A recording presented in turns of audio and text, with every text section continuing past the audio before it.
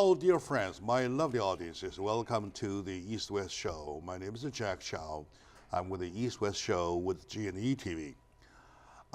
It is, yes, a heavy duty on my shoulder. I take it upon me that we want to do things right. If this whole country has 300 million of population, I would assume that if everybody takes the position like I do, though, we no longer have problem, right? That is my take. To start that, I'm not trying to give myself a nice compliment. I'm just saying I wish what I wish, okay, now. With me today is my good friend, Mr. Chris Nivy. He is a director, film director, though. In my eye, he's a fighter for justice. Why? Because he's been in and out archives for so many times, for so many years, and he is now studying about a social problem. Nowadays, what we have, problem and challenges we have, he made himself a commentator. I call him a political commentator, but fighter for justice. Once again, sir, welcome to the show. 小江好，你好，老朋友。 All right, thank you. Very 老朋友, very 老朋友. We go back for many, many years. We're very, very 老朋友. All right, good.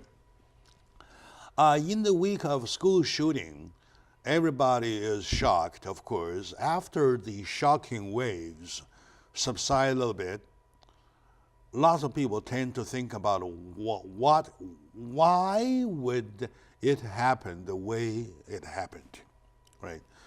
In the school, on the school campus, we had even 4 armed police officers, which I learned quite later. I thought there was only 1. And first I thought there was none. And then I thought there was 1. And now it came up, the total number is 4. So I really get shocked by the fact that they did nothing. So what have you heard about that part of the story, please? Yeah, I'm quite surprised because you see the police is so trigger happy and likes to shoot whenever they can. But this time they were, as far as the reports are going, hiding behind their cars, and they did not go into the school where the shooting came from, where they heard the shots. Mm-hmm. So I don't quite understand that, because it's so contradictory to what usually happens with police shootings, who are known to shoot little boys who put a toy gun at them, or people who just stand in the wrong position or in a threatening position, etc. That could be easily understood because under different environment, different circumstances, they did it different ways. For example, last time in Pasadena, 2 years ago, a young guy, 18 years something of age, right? He saw a police officer turn around to run away. And the police officer wonder why you're running away from me. So started chasing. While chasing, the guy turned back, looking back. Right? By turning himself, looking back, he got shot right in the head. Right? So, right? So that is a situation that the police had an upper hand.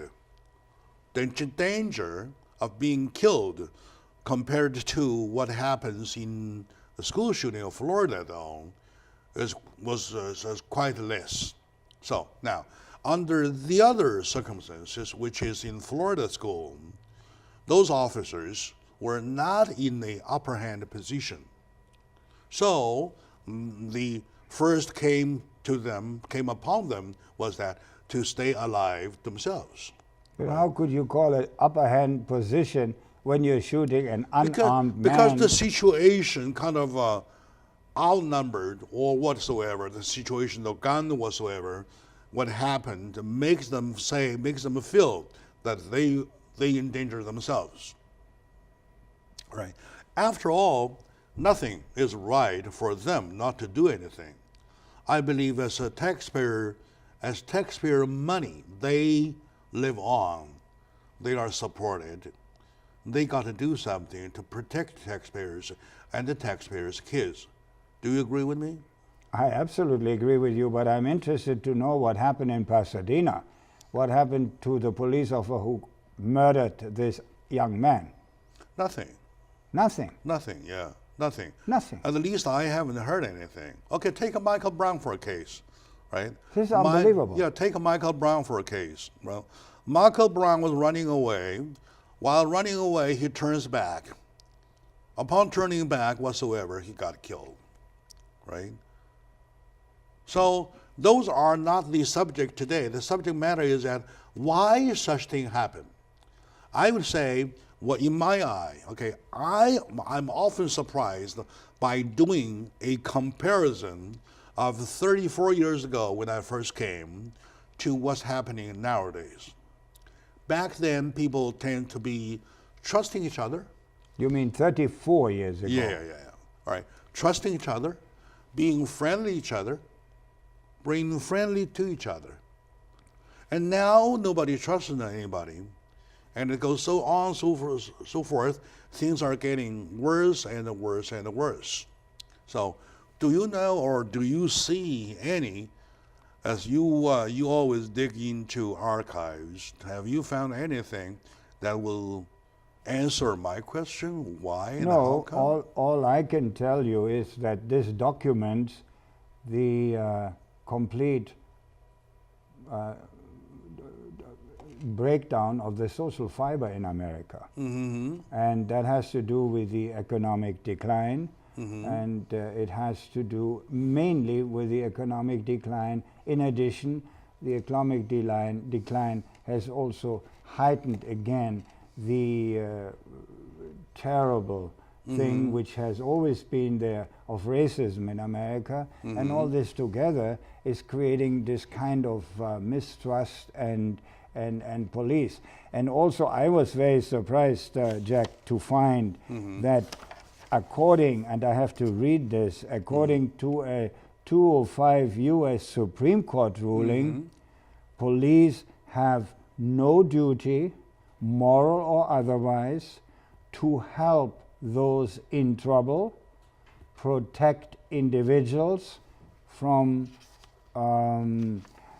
danger, or risk their own lives to save we the people.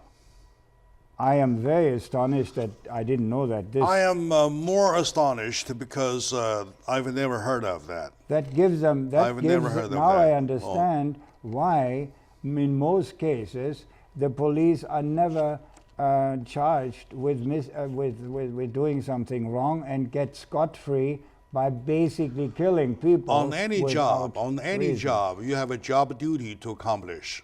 Am I right? Yes. Suppose you're a pilot, Yes. right?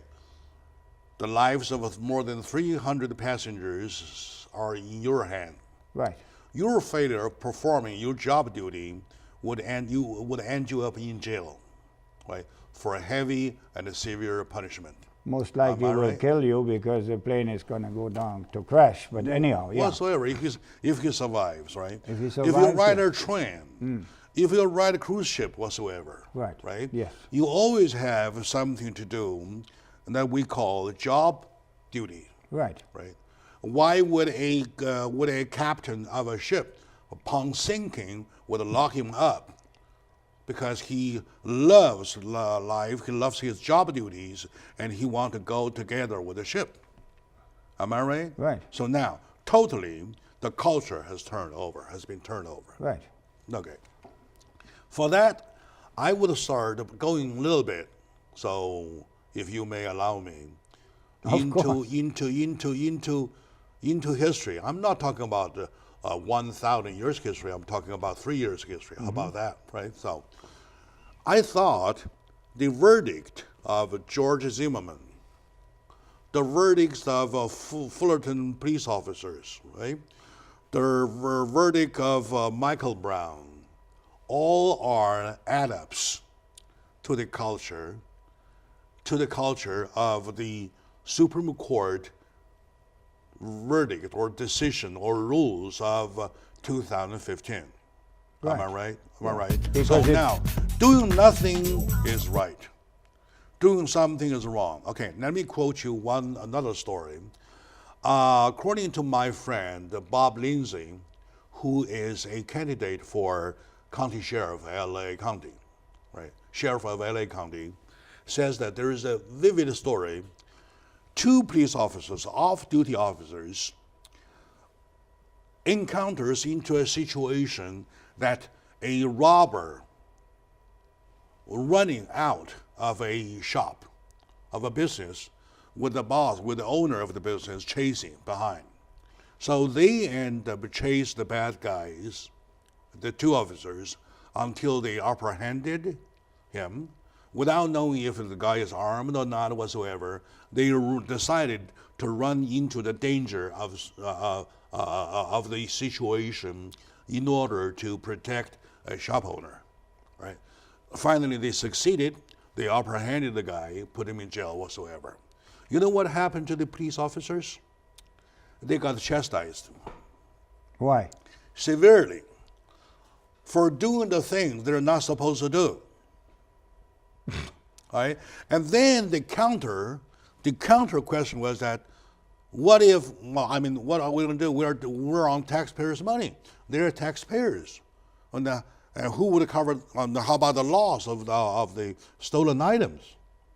You know, the answer was, the answer from the department, the official answer from the department is that, let them go to insurance. They are covered. The insurance they would put up a claim to the insurance. They will get the money back. You're talking about the shop owner. The shop owner. So let the robber run. Yeah. Bye-bye. Yeah. Bye-bye. Thank you very much. Yeah. The department decision. The department decision is to let the robbers run for free, and the shop owner go to insurance that I lost $2,000, $4,000 of merchandise, and these two officers just, well, as a passerby, they should go along. Unbelievable. Well, that was exactly the thing that goes to your 2005 Supreme Court ruling. This is unbelievable. But that shows you how the social fabric of this country is completely deteriorating, because in one way you tell them, protect me, and in the other way you tell them, you don't have to protect me. Yeah. It's unbelievable. Yeah, They're contradictory. And these two officers are being punished severely. And then others see that, oh my God, let's do nothing, not do anything. Of course, you make me feel sorry for the police now. Yeah, sure. And that's why my friend Bob Lins decided to run, because the culture was totally wrong. The culture is totally wrong. Totally wrong. All right, my dear friends, in the wake of the school shooting that happened in Florida, whereby lots of people, young kids, died of nothing, we want to do it aftermath. This aftermath is not talking about the incident itself. We're talking about the culture. So with me, my friend Chris Nibby, a fighter for justice, we're having a little hard time understanding what we're talking about. So stay with us. We'll be right back, please.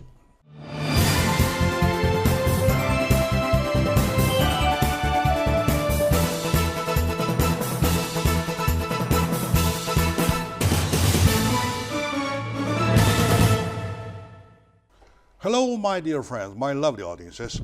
Ladies and gentlemen, if you care about your own life, your own property, including your houses whatsoever, please pay attention to what we are talking about.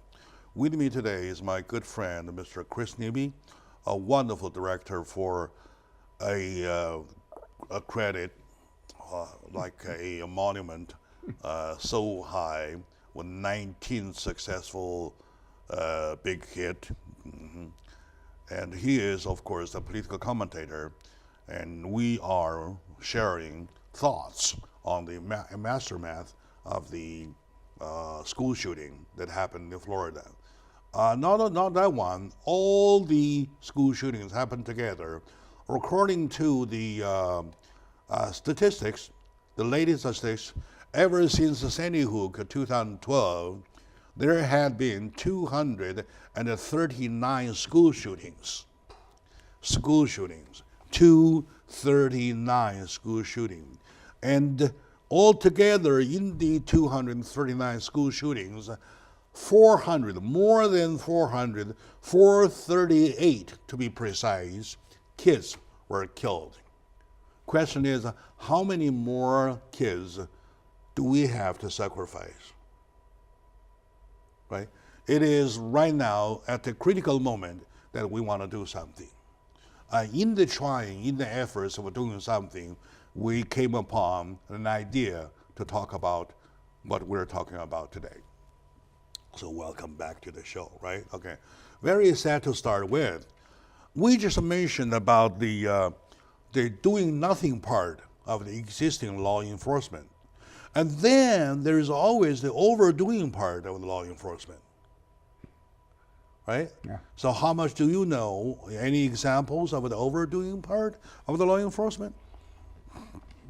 Yeah, for example, in April 29th in New York last year, an African-American boy of 15 in a car was leaving a party because neighbors had complained about the music and the noise of the party, and they had called the police, and the police shot him. Or, for example, on July 6th, police killed an unarmed man who was riding in his car with his girlfriend in Louisiana when stopped by police for identification. And, you know, or in Los Angeles on June 22nd, a senior high school student, Armando Garcia Muro, was trying to protect a pit bull when he was shot by a stray bullet of 6 to 8 rounds fired by the police. I have sadder stories, all right, and which is also true stories. I know, and how true it is. The mother had been here on my show for twice. The mother of the victim being her son, 18 years of age, 3 days past his 18th birthday. One night he says, "Mama, I'm gonna go have a walk." So he drove out, went into one parking lot where a police investigation was being conducted, joined by joint forces, FBI, city department, and also county department or something. Where was that? Pasadena. Again. Right, okay. Now, and then there is no line, no barriers, no whatsoever. The warning tapes, there is nothing. This poor guy, when turns into the parking lot, the moment he turns in, there from his left side goes 16 bullets, had the guy literally dissect. The bullets went through, got out from the right hand side. Right? Why? Of course. I don't know. He entered into something or he saw something he was not supposed to see. Right? And then for that case, went on and on. During the process of handling the case, though, the mother was on my show for one time. She cried like hell. She cried like hell. And then after winning the show, the mother once again showed on my show. Well, without releasing the actual number of settlement, the case was settled. Okay, now those are the overdoing things. We have so many of that. Now, to conclude with what we have now, It doesn't make any sense. I mean, No. you know, it's so senseless. so And senseless. it's also, you know, if you have a danger, confront the danger in a legitimate and heroic or right way, not just shoot. And in court, they faked a story saying that this guy running into officers, right? And the argument, of course, of the his attorney on the victim attorney side, though, do you get shot on the left-hand side when you are driving 90 degrees into officers? Get shot from here? Yeah. No? All right? So that's the problem whatsoever. Anyway, she won the case. The case was settled because the case was so nasty, they will not go public. They just want to just settle it, right? Now, the point is that why are we seeing what we see? I want to go one layer deeper than what happens to be brutality on one side, not doing anything, right? Doing nothing on the other. So altogether, why are we seeing what we see? You have any take, or have you ever thought about that layer of the onion, please? No, but you know, it's scary. It's scary because it shows that there is something very, very wrong in the psyche of the police officers, and that has been created by the, most likely by the Supreme Court ruling. And also, I do understand that the police is faced with so many ugly things. Yes. That I do understand that they have a certain resistance and a certain aggression against the people who they meet on the street. But you know, it works now both ways, because the people, I think, in the old days, serve and protect. That was the mantra of the police. Now you are afraid of being stopped. For example, I saw last week on the street in West LA, there was a homeless woman, obviously also mentally deranged because she was yelling and etc., etc. But there were 11 police officers, 11 police Around officers her. around her, and basically doing nothing. And let's just figure they wasted so much money of the taxpayer. Finally an ambulance came. First there was one police car, then another, and finally an ambulance came and she was left. And all the time the woman was yelling for water. They did not give her one drip of water. I went down, because I saw it from upstairs. I went down with a bottle of water, gave it to a police officer, and they didn't even give it to the woman who was yelling for police. They want no interference. I didn't talk with them. I didn't accuse them of anything, because I am now, like everybody else, I'm really afraid of interaction with the police, because I see so many things. Of course. All right, got it. Okay. There are many bad things, bad events, bad incidents that happen. If we want to give, continue doing, we have lots of bad stuff going on. Just to say, like I said in the very beginning, though, why are we seeing what we're seeing, right? For example, why are we no longer trusting police officers? Why are we no longer being trusted by police officers? Okay, and the law says that innocence remains until proven guilty. Now exactly we see as a culture, right, that represents 180 degrees, say you are guilty until proven innocent. Otherwise, why would a guy running away from police officer get shot? Now, okay, that's important. If somebody gets shot from the front, though, you might be running to the officers. Right. What if somebody gets shot from behind, like here? That's mean it's a murder. You're running away. It's a murder style, right? Thing like that. Now, why is he running away? I told you, I want to get into the deeper layer, another layer, more profound layer of the onion to see what's wrong in the first place. Did they ever find out why that boy in Pasadena ran away? He wasn't trusting the police officer. He's just afraid. He didn't do nothing. He did nothing wrong. He did nothing wrong. Just confronting an officer, decided to turn and walk away, and then started running. That shows you the general distrust exists between society and, let's say, the government. Because You're right. I want to get to the different layers. Like I said, why would that happen? All right, my dear friends, it looks that we started to feel the nerves, right? The nerves being that we see what we see, which is bad enough. On the overdoing side, on the doing nothing side, we see enough.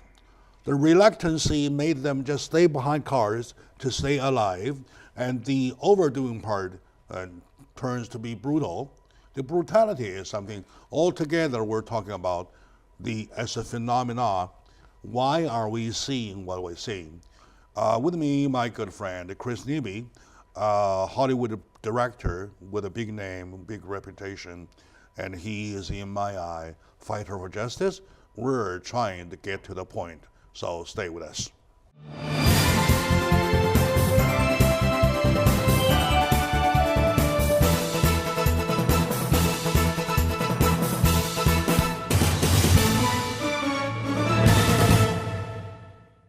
Hello, my lovely audiences, ladies and friends. Welcome back to the show, Jack Chow on the East West Show, with my friend Chris Nebe, a Hollywood director, a fighter for justice in my eye, and he deserves it.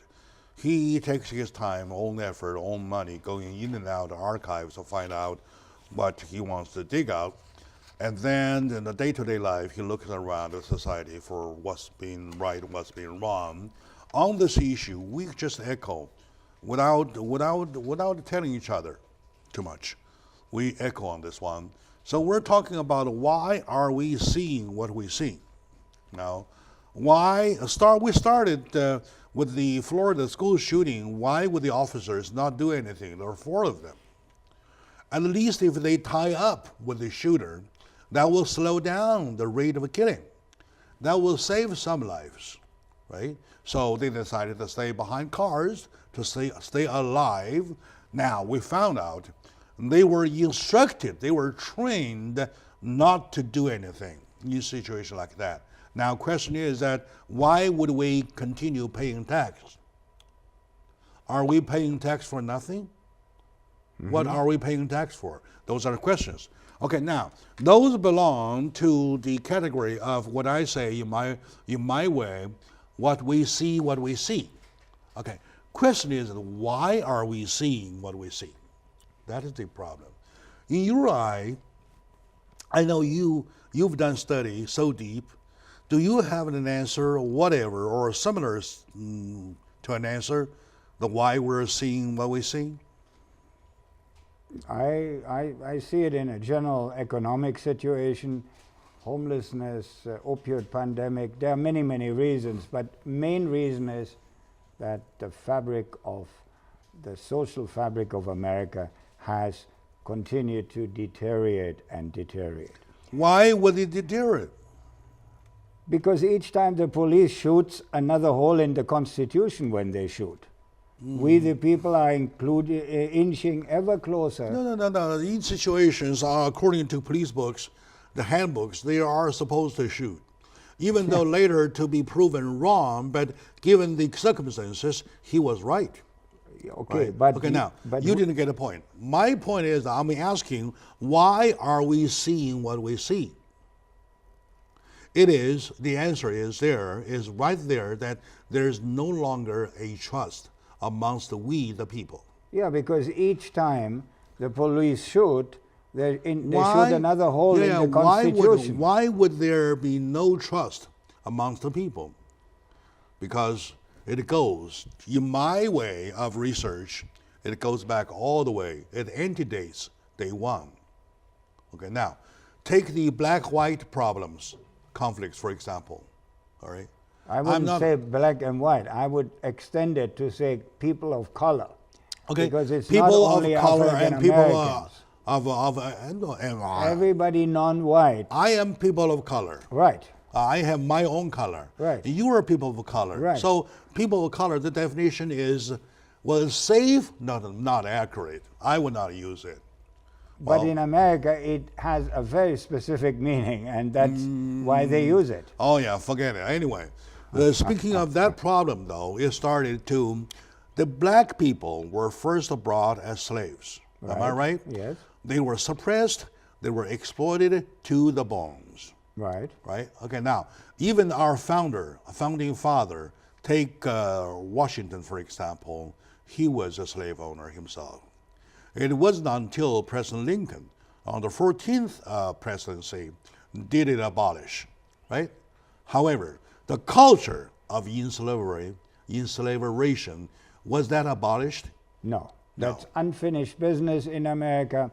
Racism in America is an unfinished business, and it's the Achilles heel of this nation. Okay, those folks are being looked down upon. Yes. As a result, with the less education, with the less money, and it goes on and on, with the less education and less money, well, they produce less behavior, less acceptable behaviors. No, they become And less aggressive. acceptable behaviors get punished, and the punishment gets rebounds, and it goes on and on and on and on, and we are running into a negative circle.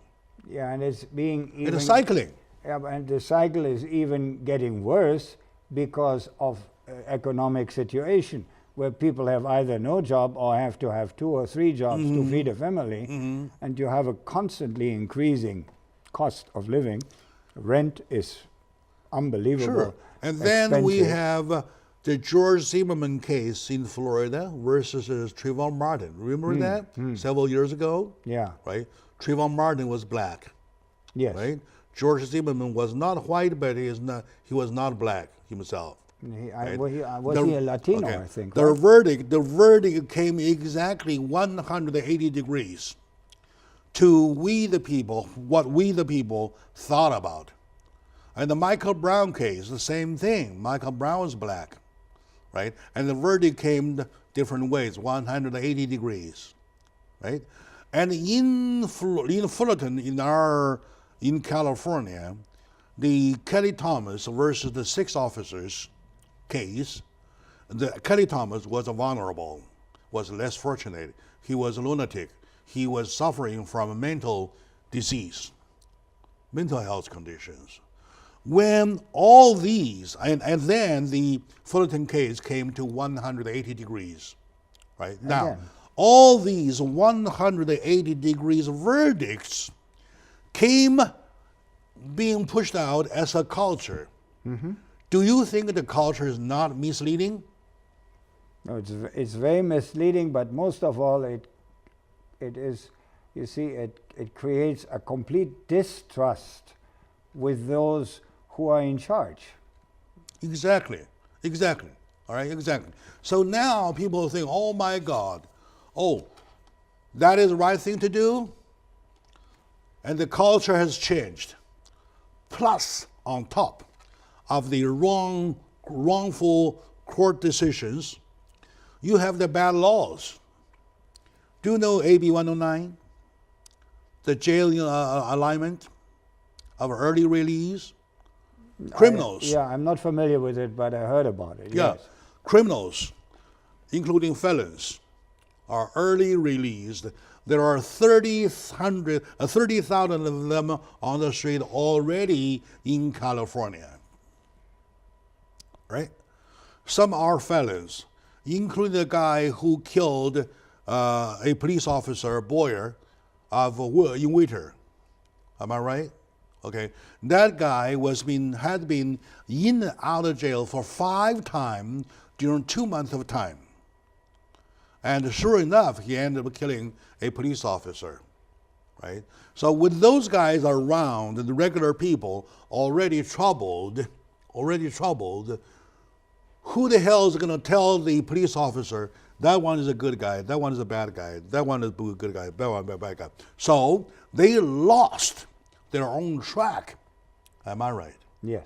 Now, on top of that, you have Proposition 47, right? You have Proposition 57, right? Each of them elevated the threshold of going back. Take 47, for example, right? It used to be misdemeanor definition at the $450 mark. In other words, if I steal $451, I commit a crime. If I do $439, and that's an offense of a misdemeanor.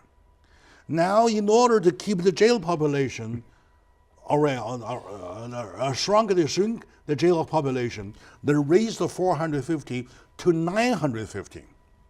Now I can steal $949 without getting myself into jail. All right? Now 57, we're talking about Proposition 57. That gives another definition of flash incarceration. You are convicted only on the 3rd strike. Even on the third strike, you're staying in jail for only 10% or less than 10% of your time. Okay? In spite of the fact that the officers, police officers are busy arresting people on the street though, in the back door they're going out. And like a rotation. It's like a rotation. This whole thing is crazy. The whole thing is crazy. I mean, the raising of the money reminds me of inflation. Suppose because if you are an officer on Pasadena Street, right, and the guy came to you and turned around to walk away from you, and looking back in a way, how are you telling what his attempt was? Given the condition, given the whatever I described, right? The troubled people, the suppressed people, the resentment people, and the early release criminals on the street, including sex offenders, including felons, and so on and so forth, all mixed in a situation, for example, hands up, right? Instead of putting hands up, you make a quick turn. That quick turn takes about 1 nanosecond, right? For that nanosecond, it could be a gun drawn out. So officer had to upper hand to make sure this guy is gunned down. So there are lots and lots of overdoing could be described in that category, and that category goes to whatever the culture has been wrong. And who created culture? It is Supreme Court, is the culture itself, is we the people. We the Am people. I right? Yeah, I'm wondering I'm about... going to give myself a hand. Thank you. I'm wondering about the following thing. I understand that in London, the police is unarmed. And I would wonder now how many accidents of police being murdered by armed criminals are in England. I think I will check this out and report to you next time. Sure. All right, good. Because this would be an interesting... It might be a mutual thing that when you are facing unarmed officers, there is no danger of a bad guy being killed. So being a bad guy, you don't have to kill an officer to protect yourself. Right. Right? Okay. All right, my dear friends, today with me, my good brother, Chris Nibby. I love him so much because he always thinks ahead. For example, we did the opioid pandemic that was followed by a profusion of feedbacks. Yeah. And there are others and so on and so forth. Every now and then. No, North Korea. North Korea thing, yeah. All right. I told you there will be peace talks, and now they are starting to say, there is going to be peace talks, right? There are lots of prodigy something. Okay, anyway, let's take a very short moment now. When we come back, we'll put everything together. We have the culture, we have the happenings under such culture. What are we going to do? Stay with us, please.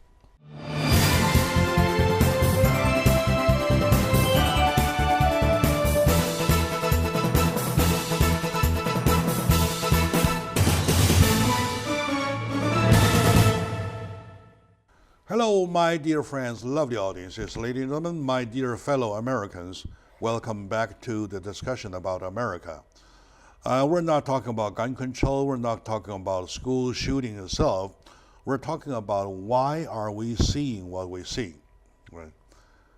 So what we see now, like we described in the previous sections, that is bad enough.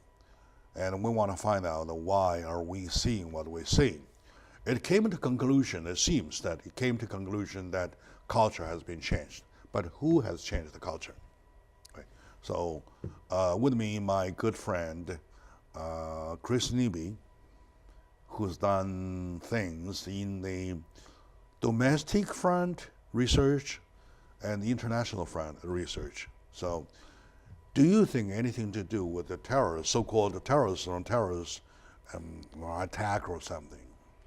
That's another aspect which may be important, but I believe that this fear-mongering is also made on purpose, because it basically gives the authorities a free hand to put anything on anything can be excused or being covered by terrorism, even though really nothing serious has happened here. I mean, really serious and really terrorist organized has happened since 9/11.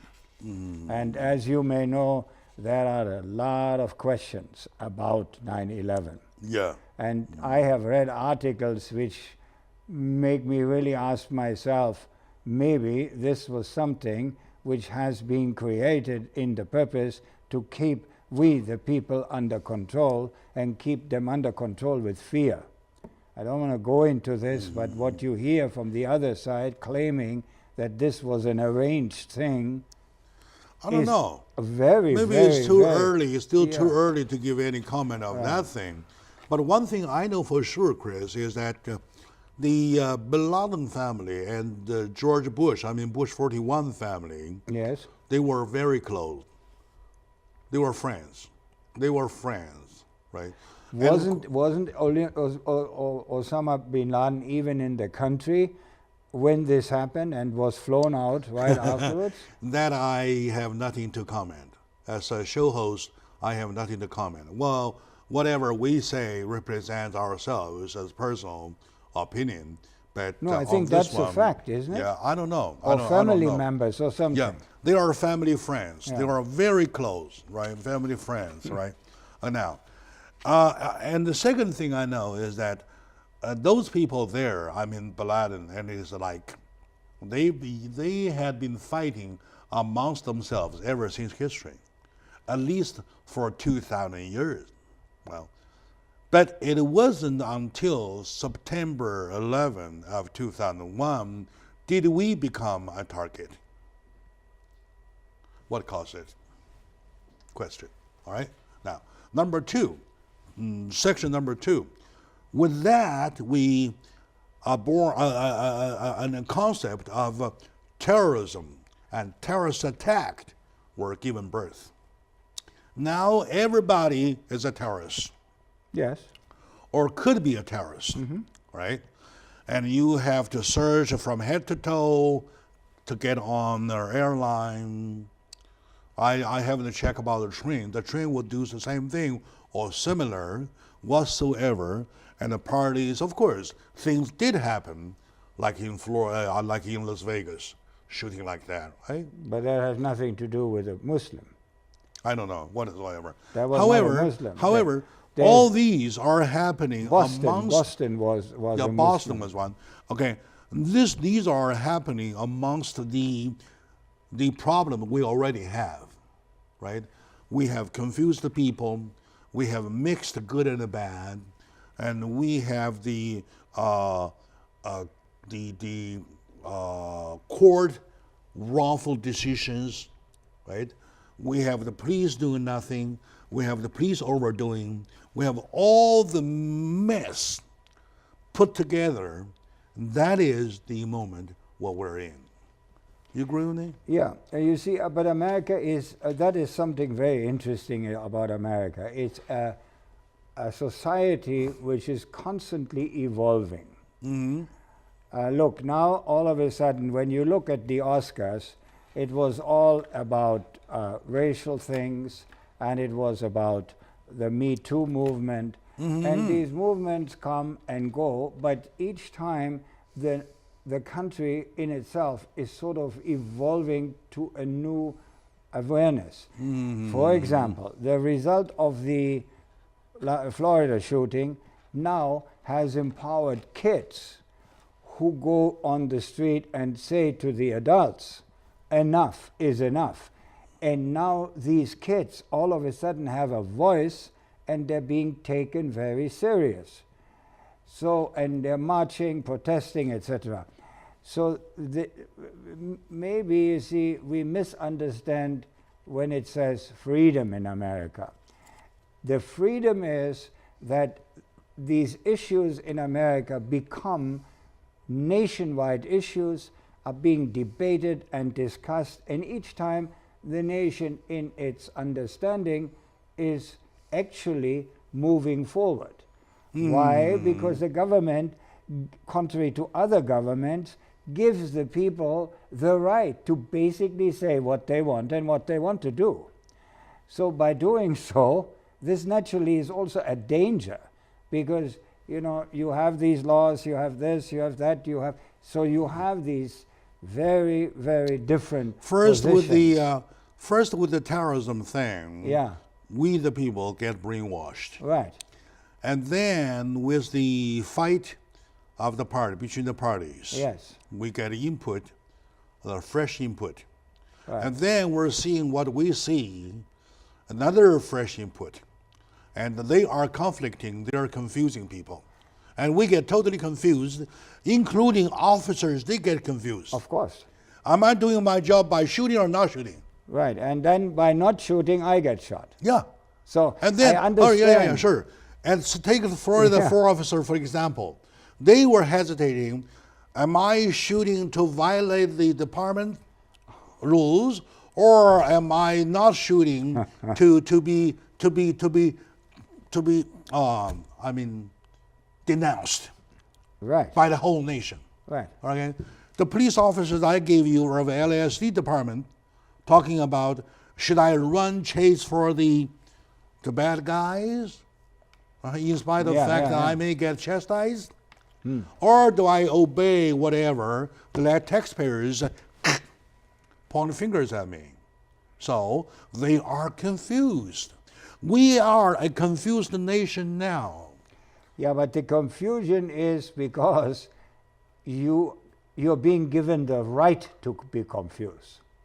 You see, there are countries where traditions. All right, good point. Very good point. Where traditions or political systems also do not give you the right to be confused.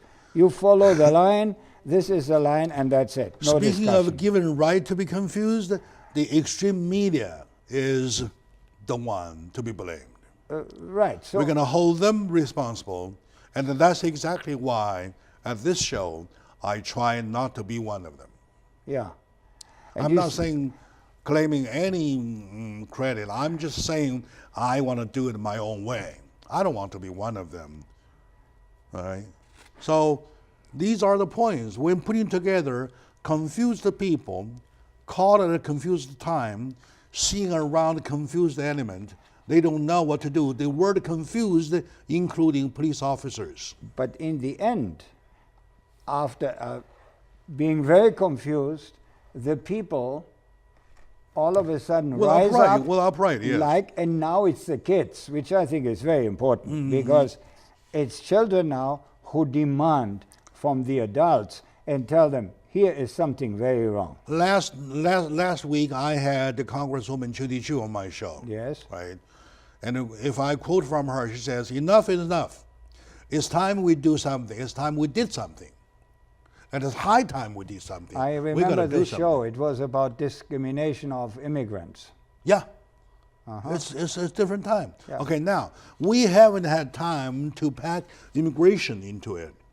And you're still talking about continuous discrimination. Absolutely. They're a human right, right? Dehumanizing, awful. All right? Yeah. Okay, now, in the country, when we protect even street cats or street dogs, Right. how about street human? Right. All right. Anyway, looks like we can take another day for that, for the rest of it. But there is still hope. All right. There is still hope, and I think that's the most important I thing. know there's hope, and I still keep my fingers crossed, and there's hope. All right. Okay. My dear friends, thank you for watching, and I believe those are the good subjects for you to hang on, at least to give some consideration. I know what's happening are bad, and why are we seeing what's happening? Why are we seeing what we are seeing?